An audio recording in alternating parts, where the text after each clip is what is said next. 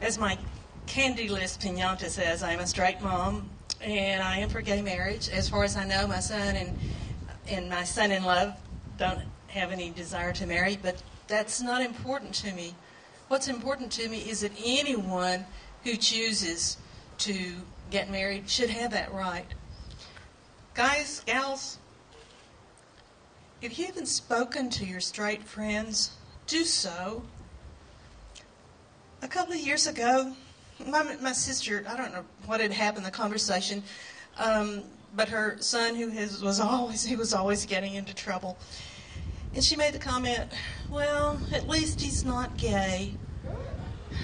And I knew she could have bitten her tongue off as soon as she said it, because she knew that Rusty was. But you know what? A few months after she said that, her only son was killed in a motorcycle accident the day before his only son was born. Guess who the nephew was that was there and was lugging his heavy body? It was Rusty. And now that gay child of mine is her favorite nephew. Y'all, you meet people as individuals. We put ourselves in boxes way too long. And it's time to come out of the closet and the box. So speak to your straight friends. Speak to all of them. Let them know who you are. And you're not weird and you don't have horns. You don't have that you're just people. Thank you. Love you all.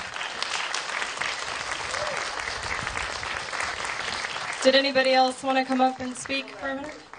Okay. Anybody else? Okay, 2 more.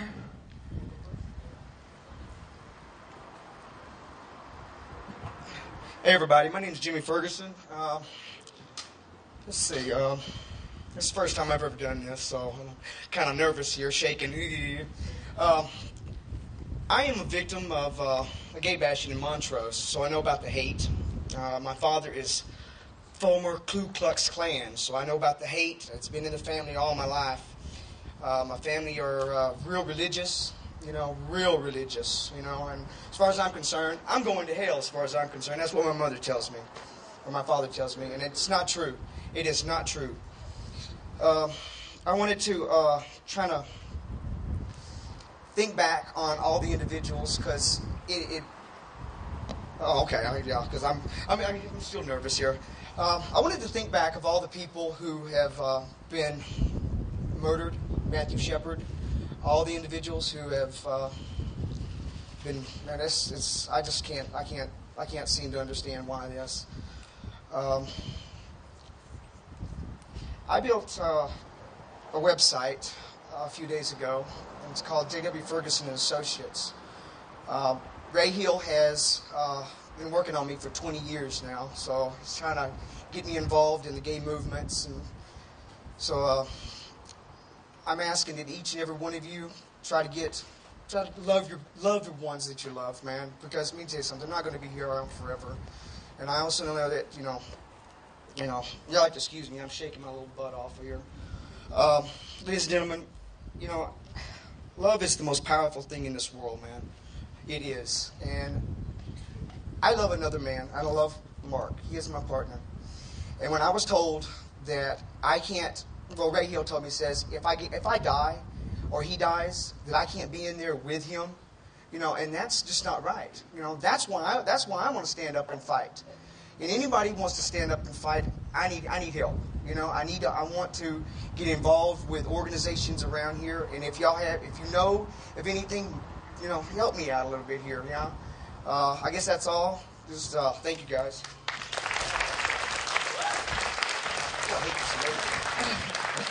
Thank you.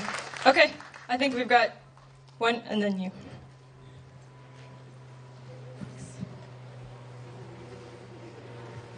Hi, my name's Sandy, and I'm a distributor of the Revolution newspaper that's published by the Revolutionary Communist Party. And I wanted to read a few short paragraphs out of an article that was published back in November when this Proposition 8 was being voted on. Gay marriage, a basic right, a just demand. And especially because, people were posing the question, like, why is this happening and who was behind this? And people saw, the tremendous amount of money that was poured into this campaign by the so-called religious right. It's a nice way to talk about them. But I wanted to just read a few paragraphs here. Where did Prop 8 come from? Tony Perkins of the Family Research Council said of Proposition 8, "It's more important than the presidential election. We've picked bad presidents before, and we've survived as a nation, but we will not survive if we lose the institution of marriage." Heterosexual marriages. Why did the religious right, as they are politely called, identify Prop 8 as a do-or-die battle? The reason lies deep within the whole oppressive setup that we live under. Under capitalism, the male-dominated family is an economic and social unit through which people raise children and in general survive. And the traditional father-knows-best family plays an integral role in enforcing the unequal and oppressive social roles where, for example, boys learn to be boys and girls learn to be girls. The fact that Prop 8 was even allowed on the ballot and that the Obama campaign maintained essentially a shameful silence on it is an indication of how much space even mainstream ruling class forces are giving to these Christian fascists. While they oppose elements of the agenda of the Christian fascists, these other ruling class forces also have a lot in common with them.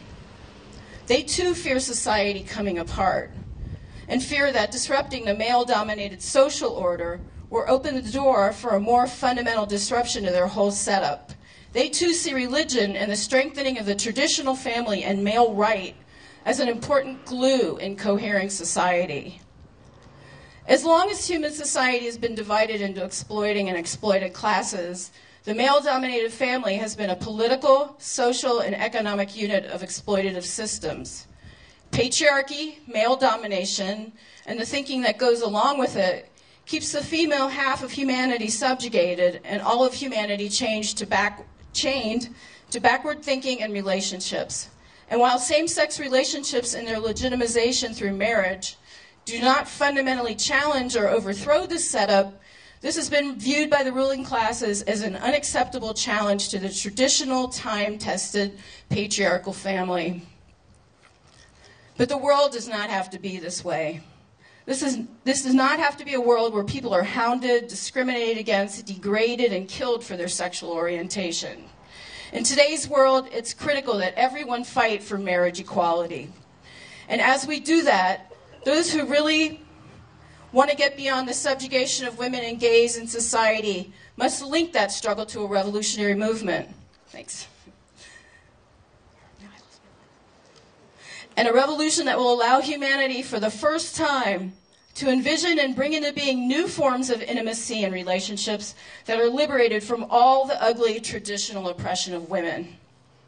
This current battle over same-sex marriage is part of a larger battle over the whole direction of U.S. society. And right now there's a lot at stake in uniting many, many more people to step into the fight to beat back and defeat the reactionary attacks on the right to gay marriage in California and across the country. Get the paper.